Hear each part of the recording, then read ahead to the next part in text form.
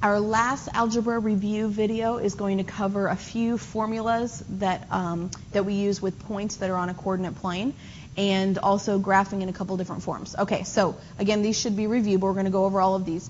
All of these formulas have to do with 2 points that are on a coordinate plane. And so over on the right here, I've got a coordinate plane. I'm just going to pick 2 random points. Okay, and we'll call this one x1, y1, okay?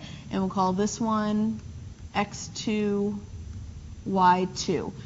Now those numbers, those subscripts, the 1, the 2, or x3, y3 if we had another one, those are different from exponents, okay? So x2 does not mean x squared.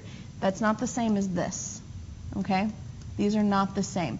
This one means we're multiplying x by itself. That's an operation. This one right here means it's the second of the x values. It means we have more than one x, so we have to number them so that we know what we're talking about, okay? So just a side note there, make sure that when you're writing x2 or x1 that you don't write x to the second power. As an exponent, it's a subscript. It's down, not up. Okay, so and we'll go ahead and connect the segment between here. Oh, probably should use a straight edge. Okay, so first of all, the slope of that segment, or the line that passes through those 2 points. Slope, as you probably remember hearing, slope is rise over run. Okay? Or in other words, the vertical change over the horizontal change. We want to know, as we move from left to right, how far up or down, or how fast up or down is the line moving, okay? And to figure out the vertical change, okay, well, the change means the difference. We're subtracting the y values, so that's going to be y2 minus y1. And then the horizontal change, so as we move from left to right, the run is subtracting the x values, so x2 minus x1. So the difference between the y's over the difference between the x's. Now, it is important that you pay attention to which number comes first and which one is second. It doesn't matter which of the 2 points you use as your first point and which one is the second point, as long as the x2 and the y2, these right here, are in, well, come on, pen. There we go. These 2 right here are in the same point, and these 2 right here are in the same point. If you cross those, you're going to have the opposite slope of what you want. Okay? All right, so that's slope formula. Midpoint formula. When we're talking about the midpoint, we're talking about the exact middle, and it kind of looks like mine might be somewhere right around, it might be on the y-axis. That's coincidental here, but something in the middle. And when we find the middle of numbers, what we're finding is the average. So when you think about midpoint, I want you to think about an average, okay? And if I said, hey, find the average of 2 numbers, you would know to add them and divide by 2 because there's 2 numbers. That's the same thing that happens with midpoint. We find the average of the x's and the average of the y's, okay? So we're going to add the x's and divide by 2. So x1 plus x2 divided by 2. And then we're going to find the average of the y's by adding those, y1 plus y2, and dividing that by 2. Okay? One of the most common mistakes is that people will subtract the x's and the y's for the midpoint values, and that's incorrect. We're not finding the difference between them. We're finding the average. So think average, adding. Use a little alliteration there. Average, adding. That same sound. Okay. And then the last one is the distance formula. This one you probably use the least of all 3 of these. The distance formula is based on the Pythagorean theorem, okay? And I know that you can tell me the Pythagorean theorem, okay? Pythagorean theorem, I'm going to write it down here anyway. Okay, Pythagorean theorem, c squared equals a squared plus b squared. You probably usually say it a squared plus b squared equals c squared, but I'm going to write it backwards for this. Okay, and the Pythagorean theorem is it says that the length of the hypotenuse, which is c, okay, is the square root of the sum of the squares of the 2 legs. Okay, that's what it is in words, but we know a squared plus b squared equals c squared. What I'm going to do is I'm going to make a right triangle, well, as best I can here, out of these 2 points. okay? So just by dropping something straight down and moving a segment straight across, we now have a right triangle, okay? Which means, since it's a right triangle, the Pythagorean theorem applies, okay? C is going to be this segment right here, the one that we're trying to find the length of, okay? By the way, distance and length mean the same thing. So if we say, what's the length of a segment, or what's the distance between its endpoints, we are asking the exact same question, okay? All right, so what we're looking for is how long is C, okay? Well, using the Pythagorean theorem, we need to know the lengths of the other two sides of the triangles, which would be the legs. Now, because we have a vertical and a horizontal line, okay, these are the legs, and the question is, how can we express their lengths? Okay, well, this length right here is the horizontal distance between the 2 points. Okay, that's the change in x. If you haven't seen that triangle before, it's actually a capital Greek letter delta, and it means change. That might pop up once or twice. It shows up in science too. Okay, so that means the change in x. Okay, or in other words, how far apart are the x's? Well, finding how far apart two numbers are is finding the difference between them. So x2 minus x1. Okay, x2 minus x1 would be the length of that leg. Okay, and then the vertical change here. Okay, so I could write that as delta y. Okay, well, delta y is the change between the y values. So the height of one point minus the height of the other point. So y2 minus y1, oop, nope, not y2 again, y1, gives us that height. Okay, so now what we're going to do is we're going to take those two expressions that we just wrote and stick them into our formula. So this and this are going to be the lengths of the legs, and we're putting them into the Pythagorean theorem. Okay, so A, it doesn't matter which one's A, which one's B, we'll just put the x's first, okay? So A is the difference between the x's, so x2 minus x1 squared. And B is the difference between the y's, so y2 minus y1 squared, okay? And instead of C, I'm going to change that to a D for distance, but it really doesn't matter what variable, okay? And the last thing I want to do is I want to solve for D. To solve for D, I need to take the square root of both sides of the equations to get rid of the square on the D, and so I get D equals the square root of x2 minus x1 squared plus y2 minus y1 squared, okay? A note about algebra real quick. I cannot cancel out the radical and the squares.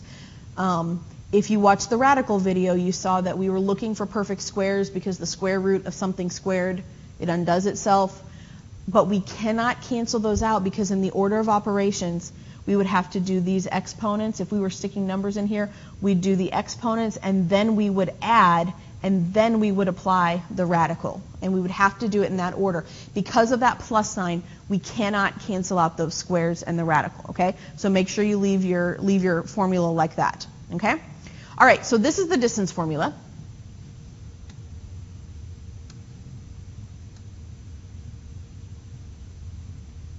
Okay, this is the distance formula, and we are going to use that to find the distance between points, or if it says find the length of a segment, same thing. One way to help you remember that in the distance formula you're subtracting the x's and y's is think distance, difference. It's kind of the alliteration again, distance, difference, same sounding words, okay?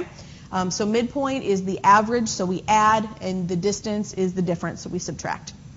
All right, so for these three, we're going to do 3 examples. With each of these sets of points, we're going to find the slope, the midpoint, and the length of the segment that connects those 2 points. All right, so for the first one, slope, and by the way, I didn't mention this earlier, but the variable used for slope is usually an m. Okay, so for slope, we're doing the difference between the y's, so y2 minus, and in this case it's a negative, so you can either write plus 2 or minus negative 2, doesn't matter. y2 minus y1 over x2 minus x1. Okay, and then we do know that's plus a positive, so negative 6 plus 2 is negative 4, negative 8 minus 4 negative 12, and we can reduce this to a positive 1/3. Okay, so slope is 1/3. All right, for the midpoint, I'm going to abbreviate midpoint as MDPT.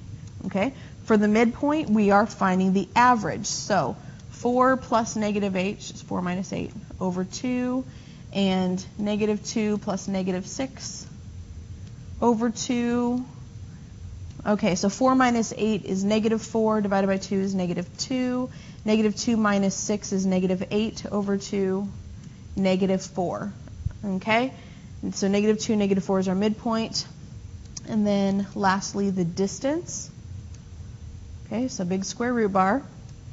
x2 minus x1, so negative 8 minus 4, that quantity squared, plus y2 minus y1, negative 6 minus negative 2 squared, be careful subtracting negatives, gives us negative 8 minus 4 squared would be negative 12 squared, plus negative 6, this is now plus 2 is negative 4 squared.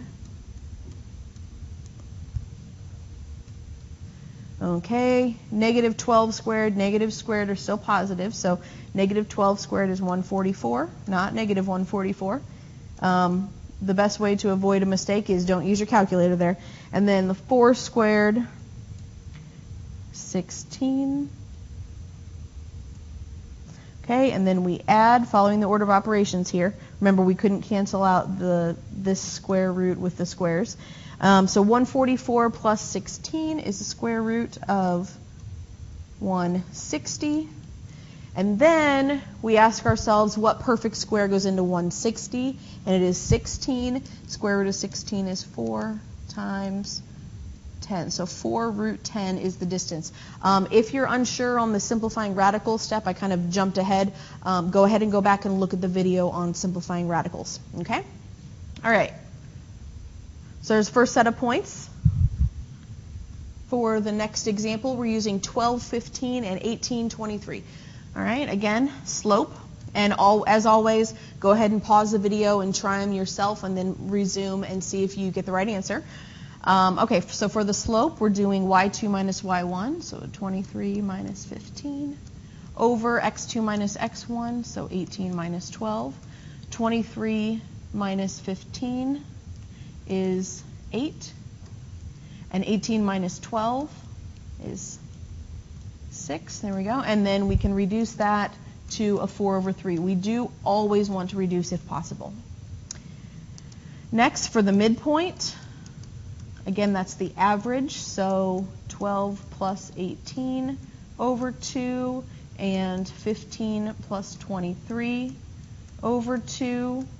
Okay, 12 plus 18 is 30, divided by 2 is 15. 15 plus 23, 15, or the 10 and 20 is 30, and then 8. 38 divided by 2 is 19. So our midpoint is 15, 19. By the way, if you're wanting to give yourself a kind of just a quick check to see if your answer makes sense, kind of visualize where 12, 15 is and where 18, 23 is. And if you're visualizing a graph and you have a point at 12, 15, so that's somewhere in quadrant 1, to get to 18, 23, you're going to have to move to the right and up. So that means 15, 19 should be to the right of 12 and above 15. So 15 is to the right of 12 and 19 is above the 15. So that's just kind of, if that makes sense, a visual way to know if your answer makes sense. If you ended up with negative 3, negative 4, which is what you would get if you subtracted instead of added. Remember I said that's a pretty common mistake. Negative 3, negative 4, there's no way that that point can be halfway in between the 2 points that we started with. So that should tell you, hey, I'm doing something wrong. Okay, and then for the distance formula. Now, for the distance formula, on the last one, I followed the formula all the way, okay? But really, that's probably the last time you're going to see me do that, okay? Because when I do the distance formula, I think about the Pythagorean theorem instead of the formula, because it saves me a couple of steps and it helps me avoid making mistakes with signs. Okay, we can run into a bunch of issues when we have negatives minus other negatives, and then we're squaring negatives and adding it to other negatives squared. To avoid all of that, I just ask myself, how far apart are the x's and how far apart are the y's? And those are the numbers that I square. Okay, because remember what we did up here. This value right here, x2 minus x1, that is how far apart are the x's, and this is how far apart are the y's. And it doesn't matter what order you subtract that in, because when you square a number, the answer is always positive. Okay, so what that means is if I'm saying how far apart are these two numbers, I always have a positive. Okay, so let me show you what I mean. Right here, I'm looking at the x's. 12 and 18, and instead of writing, the quantity 18 minus 12 and squaring that, I'm just going to ask myself, on a number line, how far apart are 12 and 18? And the answer is 6. Okay? And then for the y's, how far apart are 15 and 23? And the answer is 8. Okay? And I'm already past my first step, and I don't have any negatives. Okay? So then I have 36 plus 64, which is 100. Square root of 100 is 10. Okay? All right, last example here. For the slope, okay, y2 minus y1 over x2, I'm going to write plus x1, so plus 11 here, okay, gives us negative 9 over negative 4 plus 11 is a positive 7. Can't reduce that, so negative 9 over 7 stays our slope. If you have a negative in your numerator and denominator after you've subtracted, then they both should be positive, okay, kind of like on our first example. If you have a negative only in the bottom, go ahead and move it up to the top or move it out front, okay, just because it's a little bit better to write a fraction without the negative in the denominator. But negative 9 divided by 7 is the same thing as negative 9/7 or 9 over negative 7. It's all the same thing, so it's better to write the negative in the top. Okay, and then for midpoint, again, we are averaging. So negative 11 plus negative 4 over 2, and 0 plus negative 9 over 2. Again, it looks like I'm subtracting, but really I'm just adding negative numbers. Okay, so negative 11 minus 4 is negative 15 over 2. Can't simplify that, so just leave it. Don't change it to 7.5. Don't change it to 7.5, okay? Just leave it negative 15 over 2. The improper fractions are better. And then 0 minus 9, negative 9 over 2. All right, so there's midpoint. And for the last one, distance formula. Okay, and again, I'm going to do what I did on the last one, and I'm even going to save myself one more step. This is how I would usually do a distance formula problem. So I'm asking myself, on the number line, how far apart are those two numbers? The answer is 7. 7 squared, excuse me, is 49. And 0 to negative 9 is 9. 9 squared is 81. Okay? So I'm kind of doing two steps at once and saving myself even more writing. Okay? Now, if that throws you off, don't do that. Okay? But if you are fine with that, then it helps to be efficient like that. No problem. Okay. When I'm adding these, I'm actually going to move the 1 over and say 50 plus 80, because that's a little bit easier. Root 130. All right, now, does 130 simplify? Well, nothing jumps out. I know that 13 times 10 is 130, but neither of those are perfect squares, and 10 is only divisible by 2 and 5. So my prime factors of 130 are 2, 5, and 13. No perfect squares in there, so it cannot be simplified. We leave it as root 130. Okay? All right, last thing here is graphing. Okay? When we graph, we need to have either a point and a slope, or we have to have 2 points. Okay? Depending on what you have, depending on the form that your answer or your equation is written in, one method might be easier than the other. Okay? These first two are written in slope-intercept form, which is y equals mx plus b. M is the slope. The coefficient of x is the slope. Even if there is no x, that just means there's a 0 as your m, as your slope. Okay? And b is the y-intercept, which means the place where it crosses the y-axis. The y-axis is our vertical axis. Okay, so the point where it crosses that vertical axis. Okay, so our process graphing in slope-intercept form, we start by plotting the y-intercept. Okay, so I'm going to go ahead and do the first example while we go through this. The y-intercept here is -3, so we plot the y-intercept. So starting on the graph at the origin, counting down 3, I'm going to put a point. Okay, and then from that point, we count the slope. Not from the origin, but from that point. So my slope is 2/3. And remember, slope is rise over run, so that means up 2 and right 3. Okay, up 2 and right 3. So from this point that I've already put on the graph, I'm going to count up 2 and right 3. You don't have to put the little dots. I'm just doing that so you can see where I'm going. Okay, all I need is 2 points to make a line. Okay, however, sometimes 2 points is maybe not enough to show the what our graph does further out. So we can either use a straight edge or we can repeat that step, okay, where we can continue counting up 2, right 3. I can do it a couple more times. From my original point, I can even go the opposite way and go down to left 3. So putting a few more points doesn't hurt, okay? It makes your line a little bit straighter when you connect it if you're not using a straight edge, which I happen to have here, so. All right, and then we put arrows on the end. It is not a line segment, so put arrows on the end for sure, okay?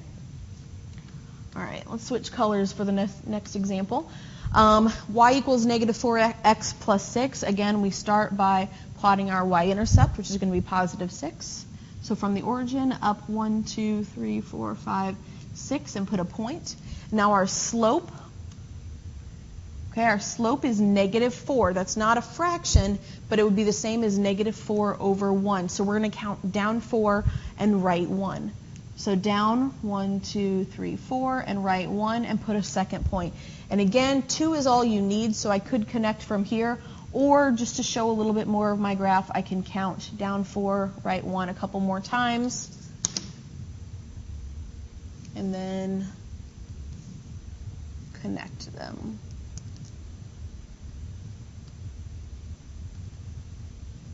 Maybe, there we go. Okay, and put arrows on them. All right, so that's when we are in slope-intercept form, okay, when the original equation is given in slope-intercept form. For the last couple examples, we're going to look at standard form. Standard form is a little bit less familiar to us. This may be one that you haven't seen, or maybe you saw this, but you always changed it into slope-intercept, which is fine, okay? Standard form is ax plus by equals c. A, b, and c are all numbers, okay, just like the m and the b from slope-intercept form. And they are all whole numbers, okay? You don't have any fractions in standard form. You don't need to really worry about that right now because we will talk more about that in a later unit. But we do need to know how to graph, okay? So there's a couple different ways to do this. One way is to find 2 points, okay? Remember I said when we started graphing that we either need to have 2 points or a point and a slope, okay? Well, if we can find 2 points, we can go ahead and just plot those and then connect them. That's the first method. And frequently when we're in standard form, it's pretty easy to find 2 points because we can find the 2 intercepts. Okay? And the intercepts are, one sec. Shift it a little bit. That's okay. Move that back down. Okay, the intercepts are where one of the variables equals 0. Okay, so we're actually going to find the x and the y-intercept. First we set one variable equal to 0 and solve for the other, and then switch. Okay, and then we will plot those points and connect them. So looking at this first example here, 3x minus 2y equals 12, I'm going to use the intercept method. Okay, and what I'm actually going to do when I set x equal to 0, and you can't see this, but with my hand I'm covering up the 3x. So it's kind of like I'm covering this up. Okay, and I'm just looking, because if x is 0, then 3x is gone. And so I'm looking at negative 2y equals 12. Well, if negative 2y equals 12, divide by negative 2, y is negative 6. So that means my y-intercept is at 0, negative 6. when x is 0, y is negative 6. Okay? And then, for the other intercept, I'm covering up the negative 2y. Oh, I'll go this way. I'm covering up the negative 2y with my hand, and I'm looking at 3x equals 12, so then I divide by 3, so x equals 4. Okay? Now that doesn't mean my point is at 4, negative 6. That means that's two different intercepts. The point 4, 0, okay, when y is 0, then x is 4. And 0, negative 6, the one we just found. So now that I have those 2 points, I'm going to come over to the graph, and I'm going to plot both of them. So I'm putting a point at 4, 0. Okay, so right 4. So 4, 0 is right there. And then 0, negative 6. So from the origin, I'm counting down 1, 2, 3, 4, 5, 6. Okay, and again, all we need is 2 points. So I'm going to use my straight edge and connect these. And I'm going to put arrows on them. Okay, so that is one method for solving when your equation is in standard form. Okay, now the only time that method does not work is if the point passes through the origin, because then your x and your y intercepts are both 0. So for example, if we had 5x plus 11y equals 0, both of your intercepts would be at 0, 0, and then that's only 1 point instead of 2, and that doesn't work. Okay? Other than that, though, this method works just fine. Now, you might not always have whole numbers, but it will work, and fractions are okay. All right, for the next method, we need to find any ordered pair. Okay? It doesn't matter if it is an intercept, but often an intercept works. Okay? And then we count the slope from that point. Now, looking at this next equation, okay, looking at this next equation, we've got 2x plus 5y equals negative 7. I'm going to check my intercepts first. So if I cover up the 2x, I have 5y equals negative 7, so y is negative 7/5.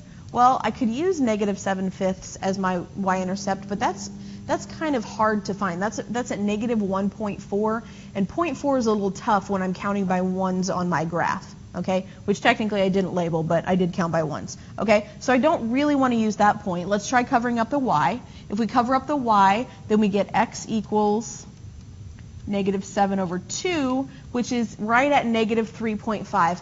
That's better, so I could use x equals negative 3.5, x is negative 7/2, as my first point, and that wouldn't be a big deal. Okay, or my other option is I can find any point on the graph, okay? In other words, any ordered pair that makes this equation true. And when I'm looking at this, I see a 2 and a 5 as my coefficients, and I notice that those add up to 7, so I'm thinking, what if x and y were both negative 1? Okay, so I'm going to check that. 2 times negative 1 plus 5 times negative 1, does that equal negative 7? Negative 2 plus negative 5, yes it does. So what that means is I found a point, negative 1, 1, that is on my graph. And both of these are whole numbers. Now, I don't want you to spend a whole bunch of time trying to figure out what point would satisfy your equation. So if you didn't notice that, or something like that doesn't show up very quickly, very easily to you, then don't worry about it and just use this one, because that's not too bad. Okay, but it doesn't hurt. It doesn't hurt to look at it for a minute and see if you can kind of play with the numbers and get an ordered pair x, y that does make the equation true. Because if you have whole numbers, that's going to be a little bit nicer on your graph. Okay, so we're at negative 1, negative 1. I'm going to put a point at negative 1, negative 1. Okay, and then I need to count my slope from here. Okay, my slope from here. Now the slope, I have written up here, the slope is negative a over b. Negative a over b. If you start with standard form and if you're wanting to change this into slope-intercept form, you would subtract ax from both sides. So we'd have by equals negative ax plus c, and then we would divide both sides by b. So we'd have y equals negative a over bx plus c over b, which we don't really care about, but we do notice that the slope is negative a over b. Negative a over b. So that's where that comes from. It's not just arbitrary. Okay, so if this is my a and this is my b, then that means the slope is negative 2/5. Okay, so without having to solve the whole equation for y and change it into slope-intercept, which is probably what you did when you first learned graphing and these equations showed up in standard form, I can just take those coefficients, write them as a fraction, and change the sign. Don't forget changing the sign. Okay, so my slope is -2/5. So I come to my first point at -1, -1. I'm going to count down 2 and write 1, 2, 3, 4, 5. To plot a second point, I could count that again if I wanted. I can go the other way to make that a little longer. And then, but I really only have to have 2. And if I'm using a straight edge, having just 2 points is fine. Please try not to make really super sloppy lines. Okay? All right, and then I put arrows on the end because it is a line, and I am done graphing.